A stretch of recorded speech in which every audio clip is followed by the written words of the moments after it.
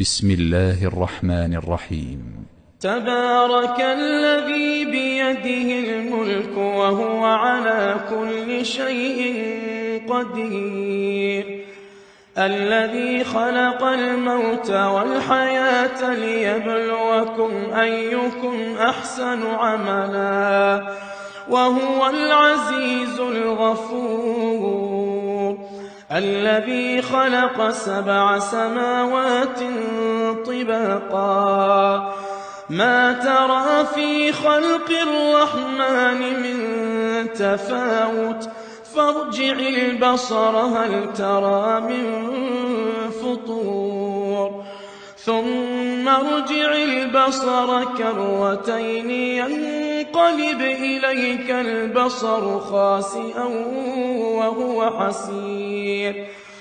ولقد زينا السماء الدنيا بمصابيح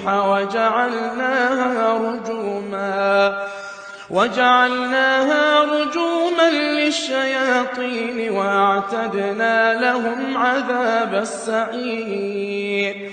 وللذين كفروا بربهم عذاب جهنم وبئس المصير، إذا ألقوا فيها سمعوا لها شهيقا وهي تفور تكاد تميز من الغيظ، كلما ألقي فيها فوج سألهم خزنتها ألم يأتكم نذير،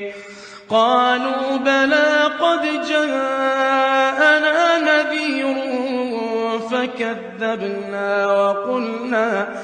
فكذبنا وقلنا ما نزل الله من شيء إن أنتم إلا في ضلال كبير، وقالوا لو كنا نسمع أو نعقل ما كنا في أصحاب السعير، فاعترفوا بذنبهم فسحقا لأصحاب السعير، إن الذين يخشون ربهم بالغيب لهم مغفرة وأجر كبير، وأسروا قولكم أو اجهروا به إنه عليم بذات الصدور، ألا يعلم من خلق وهو اللطيف الخبير، هو الذي جعل لكم الأرض ذلولا فامشوا في مناكبها وكلوا من رزقه وإليه النشور، أأمنتم من في السماء أن يخسف بكم الأرض فإذا هي تمور، أم أمنتم من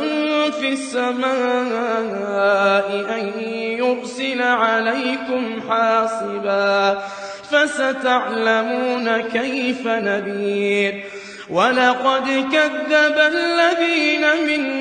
قبلهم فكيف كان نكير،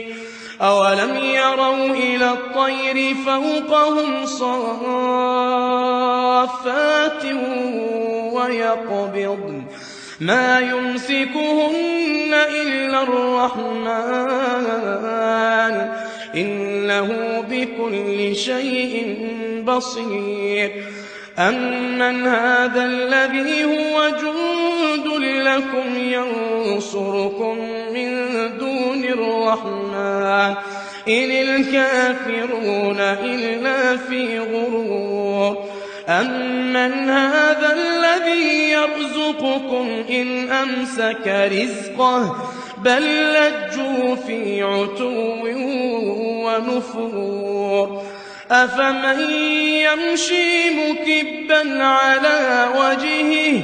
على وجهه أهدى أمن يمشي سويا على صراط مستقيم قل هو الذي أنشأكم وجعل لكم السمع والأبصار والأفئدة قليلا ما تشكرون قل هو الذي ذرأكم في الأرض وإليه تحشرون ويقولون متى هذا الوعد إن كنتم صادقين قل إنما العلم عند الله وإنما أنا نذير مبين فلما رأوه زلفة سيئت وجوه الذين كفروا وقيل هذا الذي كنتم به تدعون قل أرأيتم إن أهلكني الله ومن معي أو رحمنا فمن يجير الكافرين من عذاب أليم قل هو الرحمن آمنا به وعليه توكلنا فستعلمون من هو في ضلال مبين قل أرأيتم إن أصبح ماؤكم غورا فمن يأتيكم بماء معين